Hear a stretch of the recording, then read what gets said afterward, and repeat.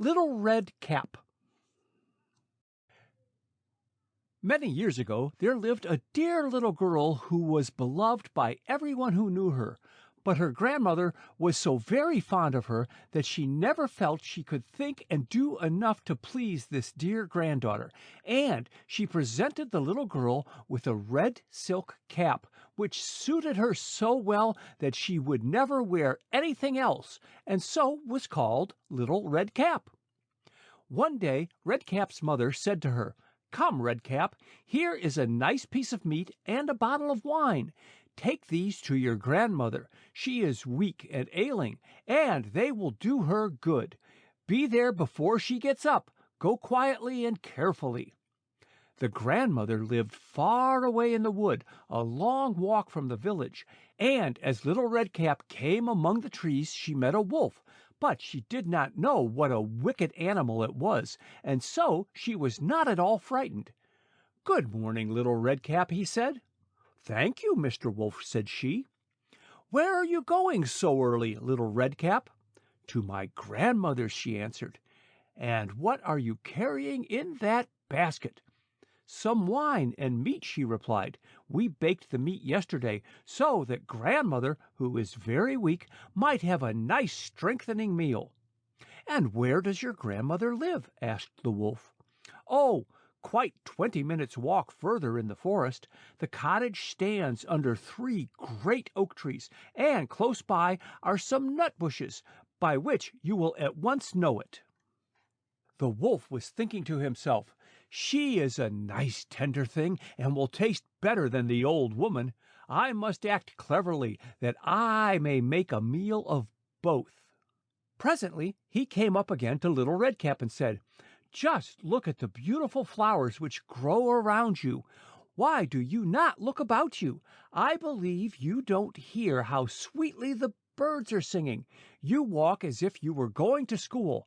See how cheerful everything is about you in the forest."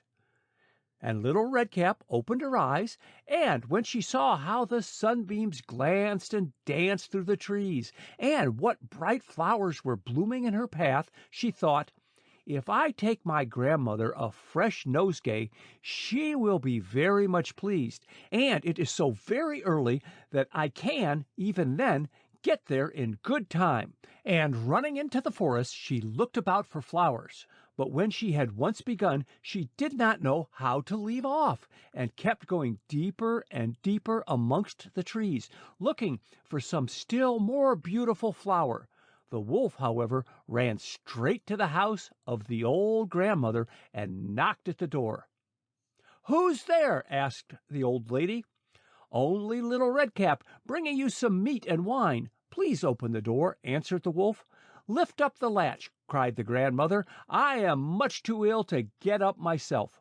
So the wolf lifted the latch, and the door flew open, and without a word he jumped onto the bed and gobbled up the poor old lady. Then he put on her clothes and tied her nightcap over his head, got into the bed and drew the blankets up over him.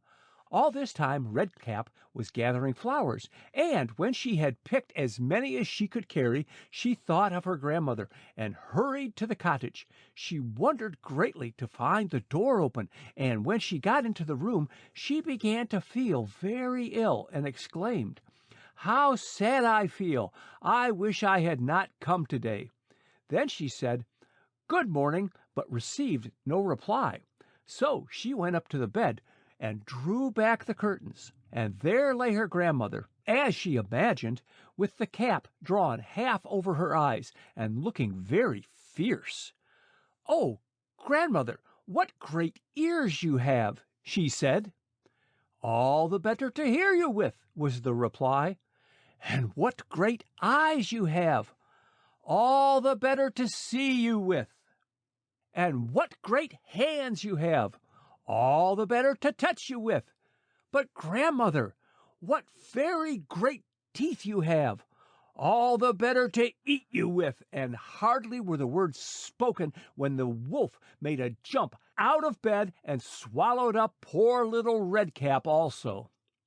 As soon as the wolf had thus satisfied his hunger, he laid himself down again on the bed and went to sleep and snored very loudly. A huntsman passing by overheard him and said, "How loudly that old woman snores! I must see if anything is the matter." So he went into the cottage, and when he came to the bed, he saw the wolf sleeping in it. "What! Are you here, you old rascal? I have been looking for you," exclaimed he, and, taking up his gun, he shot the old wolf through the head. But it is also said that the story ends in a different manner. For that one day, when Redcap was taking some presents to her grandmother, a wolf met her and wanted to mislead her. But she went straight on and told her grandmother that she had met a wolf who said good day, and who looked so hungrily out of his great eyes as if he would have eaten her up had she not been on the high road. So her grandmother said, "We will shut the door, and then he cannot get in." Soon after, up came the wolf, who tapped and exclaimed, "I am little Redcap, grandmother. I have some roast meat for you." But they kept quite quiet and did not open the door. So the wolf, after looking several times round the house, at last jumped on the roof, thinking to wait till Redcap went home in the evening, and then to creep after her and eat her in the darkness. The old woman, however, saw what the villain intended.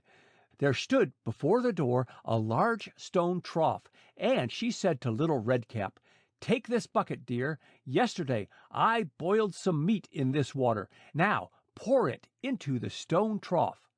Then the wolf sniffed the smell of the meat, and his mouth watered, and he wished very much to taste. At last he stretched his neck too far over, so that he lost his balance and fell down from the roof, right into the great trough below, and there he was drowned. End of Section 9.